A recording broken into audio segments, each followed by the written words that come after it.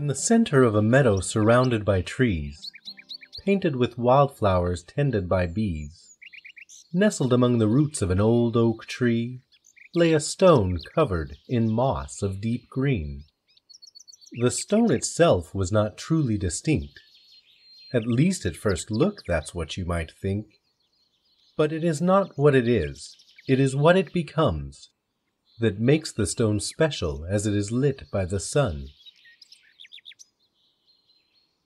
As soft morning light slowly spread across the stone, the air above it shimmered, glittered, and shone, till with a flash of light and a harmonious tone, the stone found itself no longer alone. For upon it sat a creature with flowing brown hair, so thick and so lush hardly any spots bare. From his head to his ankles the locks could be found. As the little strange creature looked all around, he quickly realized all things have their place, as they're woven together in beauty and grace. But what was his purpose? What does it mean, when a fuzzy little creature suddenly comes into being?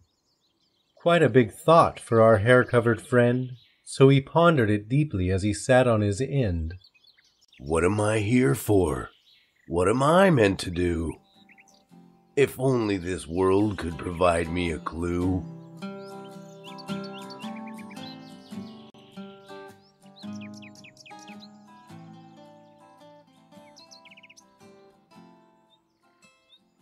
As luck would have it, the world will provide, which is why out of nowhere a squirrel arrived. Looking quite busy and hardly aware, she didn't notice our friend sitting there.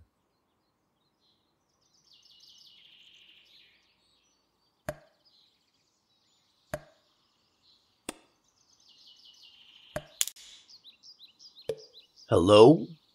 Said the creature, surprising the squirrel, who leapt with a start and turned with a whirl, exclaiming, Who are you, and why are you here?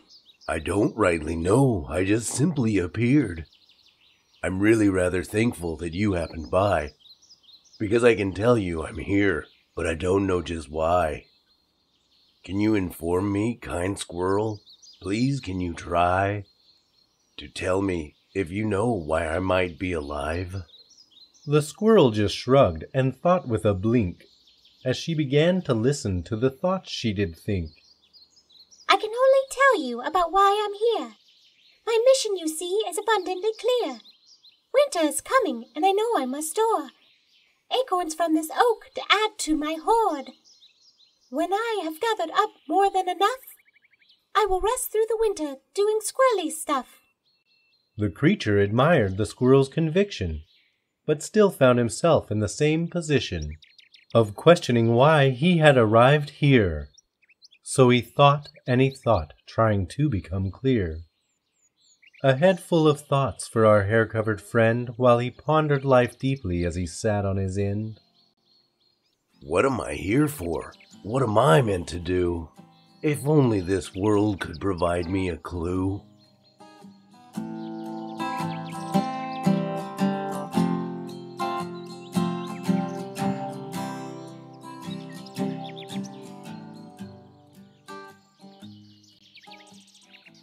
As luck would have it, it happened again.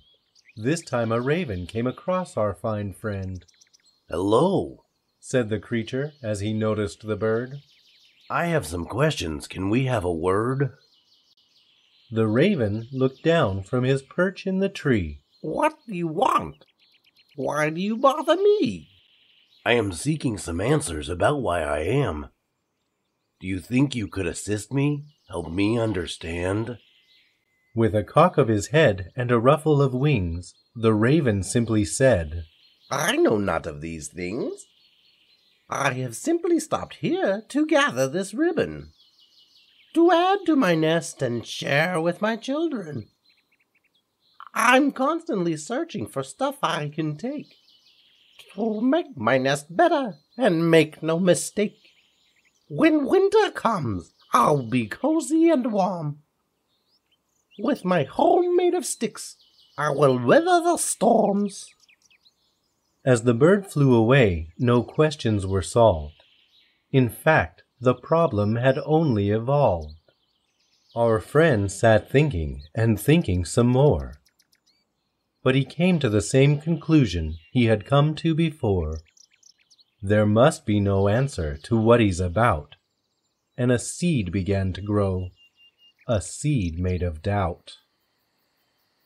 As the doubt expanded, our friend began to fade, nearly disappearing from his seat in the glade.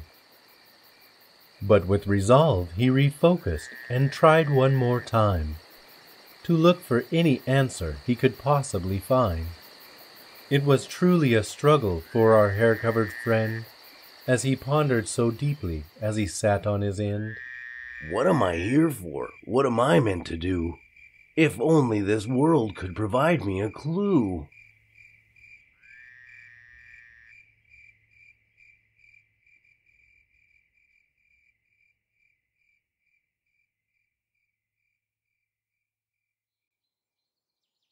Again some figures approached the oak tree.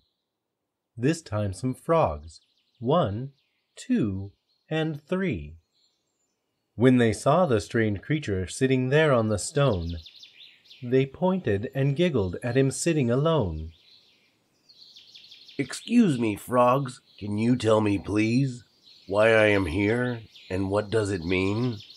The frogs shared a glance, and with little concern, spoke to the creature with words that just burned.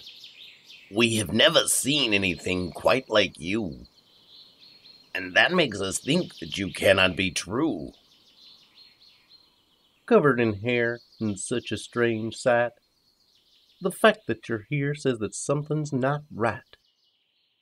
We think you should leave because you shouldn't be here.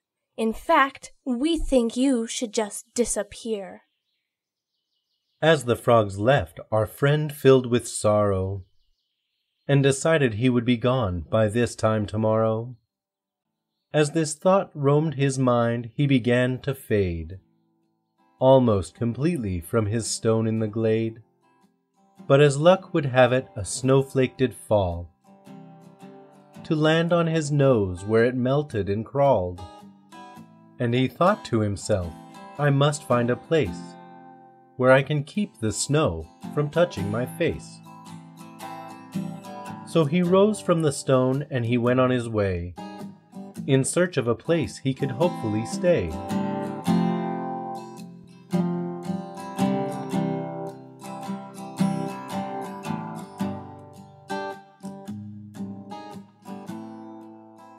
But as he walked along the snow-dusted path, he came across the frogs, each frozen fast. At first he considered to just walk on by. Passing these cruel creatures he felt he despised. But compassion filled our hero's big heart, and he found he had forgiveness that he could impart. In his concern he realized his purpose, for his body was covered with a warm, hairy surface. So he reached out his hands and he brought them inside, to bask in his warmth, to keep them alive. And the frogs, with sincere tears in their eyes, swallowed their pride and apologized. All through the winter they snuggled up close, telling good stories and laughing at jokes. And our kind hairy friend, having figured it out, never again was filled up with doubt.